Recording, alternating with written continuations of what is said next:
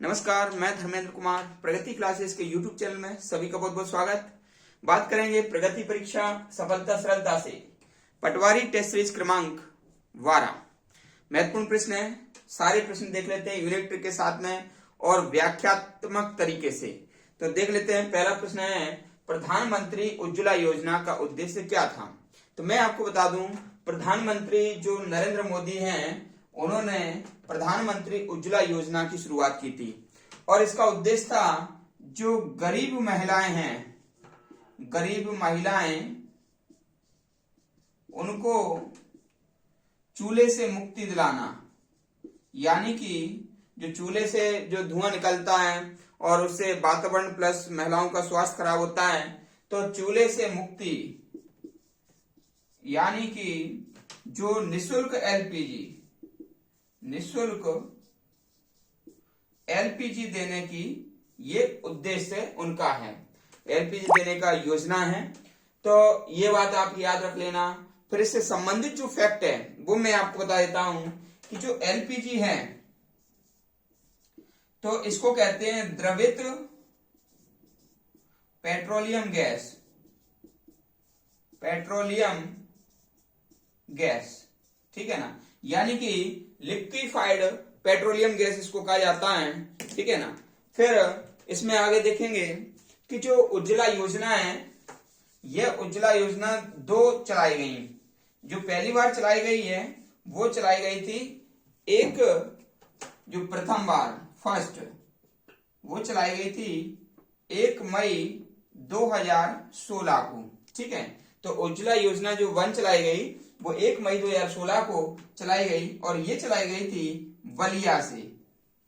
ये बलिया से प्रारंभ की थी, ठीक है। फिर जो सेकंड उज्ज्वला योजना चलाई गई यानी कि जो उज्ज्वला योजना 2.0 ये चलाई गई थी 10 अगस्त 2021 को और ये महोबा से चलाई गई। महोबा से ये चलाई गई। तो ये आप याद रख लेना। पहला प्रश्न कंप्लीट हुआ। प्रश्न नंबर दूसरा देख लेते हैं।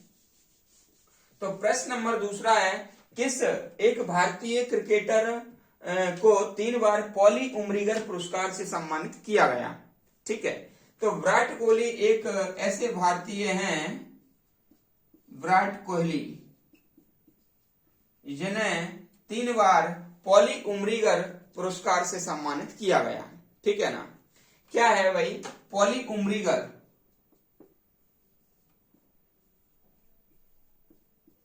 यह पुरस्कार जो है ना, पुरस्कार क्रिकेट के क्षेत्र में दिया जाता है। क्रिकेट क्षेत्र में दिया जाता है आईसीसी के द्वारा, ठीक ना, सॉरी बीसीसीआई के द्वारा, बीसीसीआई द्वारा ये जो भारतीय खिलाड़ियों को उत्कृष्ट प्रदर्शन के लिए देते हैं। यानी कि जो भारतीय खिलाड़ी हैं, भारतीय खिलाड़ी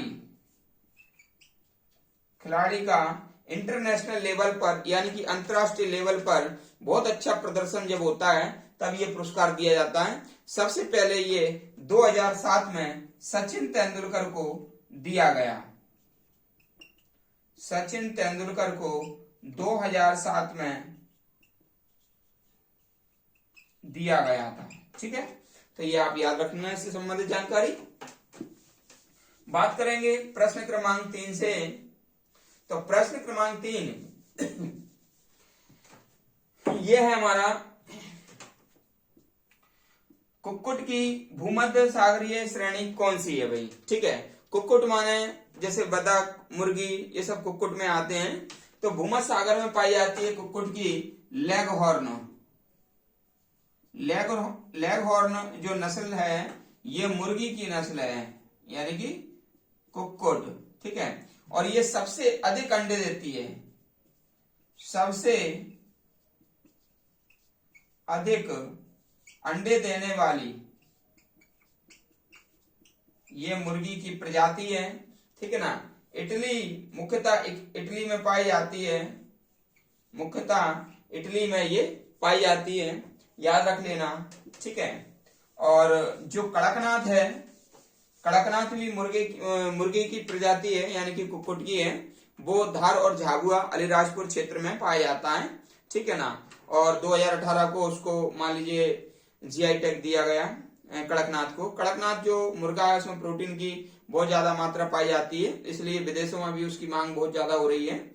और जो कड़कनाथ है उसे मध्य प्रदेश का गौरव या झाबुआ का गौरव भी कहा जाता है, ठीक है, तो याद रख लेना। तो ये कुक्कुट की नस्ल हो गया। प्रश्न नंबर 4 है, भारत के प्रथम उप प्रधानमंत्री कौन थे? तो भारत के जो प्रथम उप प्रधानमंत्री थे वो थे सरदार वल्लभ भाई पटेल। सरदार वल्लभ भाई पटेल थे। और ये जो सरदार वल्लभ भाई पटेल थे ये पहले गृह और सूचना मंत्री भी रह चुके हैं, ठीक है ना। पहले स्वतंत्र भारत के पहले गृह और सूचना मंत्री ये रह चुके हैं। और मैं आपको बता देता हूं 1928 में इन्होंने महात्मा गांधी से प्रेरित होकर बारदौली आंदोलन चलाया था। बारदौली आंदोलन चलाया था और इसलिए महिलाओं ने, वहां की महिलाओं ने गांधी जी की ओर से इनको, सरदार वल्लभ भाई पटेल को सरदार की उपाधि दी थी। तो एक प्रश्न आता है कि सरदार वल्लभ भाई जो पटेल थे उनको सरदार की उपाधि किसने दी? तो बारदौली की महिलाएं हैं, उन्होंने इनकी बहादुरी के लिए महात्मा गांधी से कहा था कि उनको हम सरदार कहना चाह रहे हैं। तो बारदौली की महिलाओं ने महात्मा गांधी की ओर से, मतलब महिलाओं की ओर से महात्मा गांधी ने उनको ये दिया था। थोड़ा आप इसको कंफर्म कर लें कि महिलाओं की ओर से महात्मा गांधी ने सरदार की उपाधि दी थी, है ना। दी तो थी महात्मा गांधी ने, लेकिन किन की ओर से? महिलाओं ने कहा था कि हम उनको सरदार कहना चाह रहे हैं, ये बात है, ठीक है। फिर अगला आपका है, राष्ट्रीय एड्स नियंत्रण संस्थान कहां पर है? ठीक है, तो ये एड्स नियंत्रण संस्थान है पुणे में, और पुणे में ये 1992 में ये स्थापित हुआ, है ना। और ये जो राष्ट्रीय एड्स नियंत्रण संस्थान है ये भारतीय चिकित्सा अनुसंधान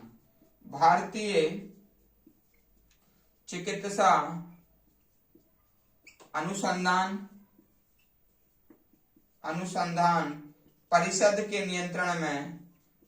के नियंत्रण में कार्य करता है और 1 दिसंबर को एड्स दिवस के रूप में मनाते हैं, ठीक है ना। एड्स डे के रूप में मनाते हैं। और रेड रिबन एड्स के प्रति जागरूकता का ये संकेत है, रेड रिबन, ठीक है, ये बात याद रख लेना। अगला प्रश्न है हमारा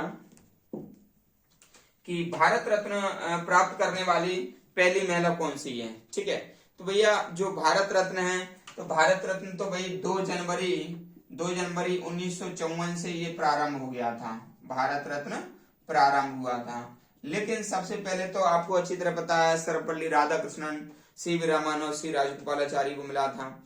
लेकिन पहली महिला पूछ लिया जाता है तो पहली भारतीय महिला है वो है आपका इंदिरा गांधी, जिसे 1971 में भारत रत्न से सम्मानित किया गया। इंदिरा गांधी 1971 में भारत रत्न इन्हें मिला था, ये आप याद रख लेना, ठीक है। फिर अगला प्रश्न है हमारा, नोबेल शांति प्राप्त करने वाला जो पहला भारतीय कौन है? ठीक है ना, तो ये भी अपने आप में बहुत अच्छा प्रश्न है कि नोबेल शांति पुरस्कार प्राप्त करने वाला, देखो क्या है जो नोबेल शांति है, नोबेल शांति, तो ये जो पुरस्कार है 1901 से दिया जा रहा है। कब से? 1901। तो 1901 में मिला था रेड क्रॉस सोसाइटी को, रेड क्रॉस सोसाइटी को 1901 में दिया गया था। फिर जो 1979 में मदर टेरेसा को दिया गया, मदर टेरेसा को दिया गया। तो ये अल्बानिया मूल की भारतीय महिला हैं। अगर ये क्वेश्चन आ जाए किस विदेशी मूल की भारतीय महिला को नोबेल शांति पुरस्कार सबसे पहले मिला, तो फिर उसका आंसर आ जाएगा ये मदर टेरेसा। लेकिन ये आ जाए कि किस भारतीय महिला को मिला है, ठीक है ना, किस भारतीय महिला को मिला है, तो भारतीय महिला को तो अभी तक मिला ही नहीं है, तो उसका आंसर अपने आप ही यही हो जाएगा, क्योंकि ये भारत अल्बानिया मूल की थी लेकिन भारत की नागरिकता ले ली थी, तो इसका आंसर यही आ जाएगा। ठीक है, इनको 1980 में भारत रत्न भी मिला था, भारत रत्न भी मिला था मदर टेरेसा को। शांति का नोबेल पुरस्कार 2007 में आईपीसीसी ये जलवायु परिवर्तन की संस्था है, तो 2007 में इसको भी दिया गया था आईपीसीसी संस्था को, लेकिन ये व्यक्ति नहीं, ये एक पूरी संस्था है। इसमें भारत के थे राजेंद्र पचौरी, तो ये जो अध्यक्ष थे उसके, तो इसलिए उसको दिया गया था। पूछ लेंगे किस संस्था को दिया गया, तो आईपीसीसी संस्था को। फिर व्यक्तिगत तौर पर 2014 में जो कैलाश सत्यार्थी, ठीक है ना, तो इनको व्यक्तिगत तौर पर मान लीजिए नोबेल शांति पुरस्कार दिया गया, और ये मध्य प्रदेश के विदिशा जिले के हैं। कहाँ के? विदिशा जिले। मलाला यूसुफजई के साथ में इनको दिया गया था ये नोबेल का शांति पुरस्कार, ठीक है, शांति का नोबेल। और मलाला यूसुफजई सबसे कम उम्र में नोबेल शांति पुरस्कार पाने वाली व्यक्ति हैं। ठीक है, इतना ये आप याद रख लेना। फिर अगला है हमारा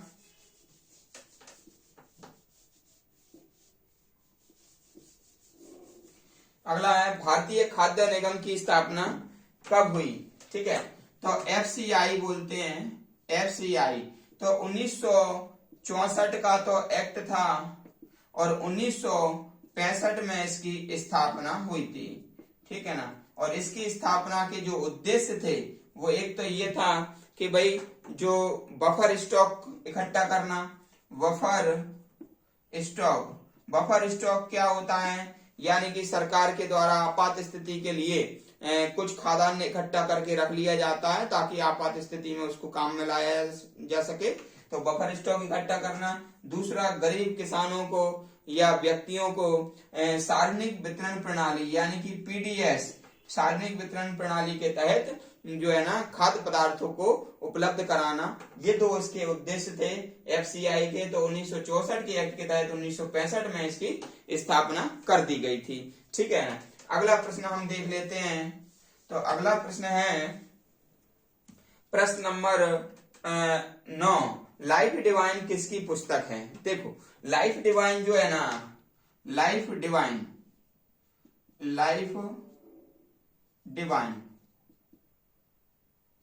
ये है अरविंद घोष की, अरविंद घोष। लेकिन ये आ जाए डिवाइन लाइफ आ जाए तो ये है शिवानंद की, ठीक है, स्वामी शिवानंद की। यदि ये आ जाए कि डिवाइन कॉमेडी, ठीक है, तो ये आ जाएगी दांते की, ठीक है ना। तो ये 3 बुकें हैं, इसका मैं लॉजिक भी आपको बता देता हूं। देखो, लाइफ डिवाइन अरविंद घोष की है, ठीक है। डिवाइन, डी से डिवाइन और सी से शिवानंद, यानी कि छोटी ई की मात्रा, तो डिवाइन लाइफ हो जाएगा शिवानंद की। और डिवाइन कॉमेडी, अब जब कॉमेडी करते हैं तो हंसी आती है, और हंसी आती है तो दांत निकल आते हैं, ठीक है, तो लाइफ डिवाइन हो जाएगी दांते की। तो ये आप याद रख लेना, यूनिक ट्रिक है ये, ठीक है। आगे बढ़ते हैं। अगला प्रश्न और लास्ट प्रश्न है इस टेस्ट सीरीज का, डीटीपी का पूरा नाम क्या है? ठीक है, तो डेस्कटॉप पब्लिशिंग, डीटीपी इसका है डेस्कटॉप